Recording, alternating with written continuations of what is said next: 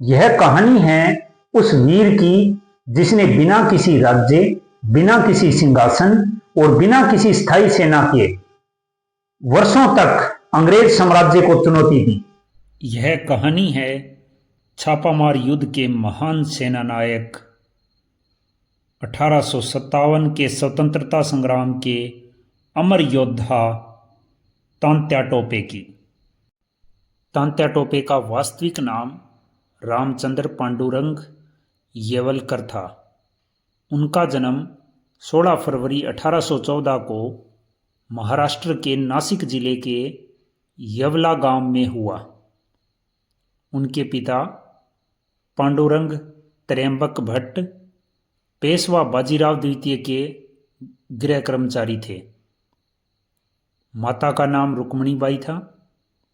जब 1818 में अंग्रेजों ने मराठा साम्राज्य को पराजित किया, तब उनका परिवार पेशवा बाजीराव के साथ बिठूर चला गया। यहीं से शुरू हुई एक ऐसी मित्रता जिसने इतिहास बदल दिया। तात्या टोपे पेशवा के दत्तक पुत्र नाना साहब के सबसे विश्वसनीय साथी और सैन्य सहयोगी बन गए। 1857 भारत के इतिहास का वह वर्ष जब स्वतंत्रता की पहली ज्वाला भड़की। तात्या टोपे नाना साहब के सैन्य सलाहकार बने और कानपुर में विद्रोह का नेतृत्व किया।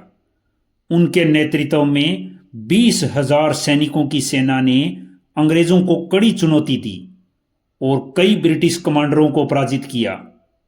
उनकी युद्ध रणनीति केवल ताकत पर आधारित नहीं थी, बल्कि बुद्धि, गति और छापामार युद्ध की तकनीक पर आधारित थी। मार्च 1858 में अंग्रेज जनरल ह्यूरोज ने झांसी को घेर लिया। रानी लक्ष्मीबाई संकट में थी। तभी तात्या टोपे 20,000 सैनिकों के साथ झांसी पहुंचे। दोनों वीरों ने मिलकर अंग्रेजों का सामना किया और रानी को किले से सुरक्षित निकलने का अवसर दिया। यह केवल युद्ध नहीं था, यह स्वतंत्रता के लिए दो महान योद्धाओं का संकल्प था। झांसी से निकलकर तात्या टोपे और रानी लक्ष्मीबाई कालपी पहुंचे, जहां उन्होंने अंग्रेजों से युद्ध किया। कालपी की हार के बाद भी तात्या ने हार नहीं मानी। उन्होंने ग्वालियर की ओर रुख किया। अपनी बुद्धिमता और प्रभाव से उन्होंने सिंधिया की सेना को अपने पक्ष में कर लिया और फिर 1 जून 1858 को ग्वालियर किले पर कब्जा कर लिया गया। यह विद्रोह की सबसे बड़ी विजय में से एक थी। नाना साहब को पेशवा घोषित किया गया, लेकिन 17 जून 1858 को ग्वालियर के फूलबाग में युद्ध के दौरान रानी लक्ष्मीबाई वीरगति को प्राप्त हो गई। तात्या टोपे अकेले रह गए, लेकिन उनका संघर्ष अभी समाप्त नहीं हुआ था। अब तात्या टोपे ने छापामार युद्ध शुरू किया। उन्होंने मध्य भारत, राजस्थान और नर्मदा के पार तक अभियान चलाया।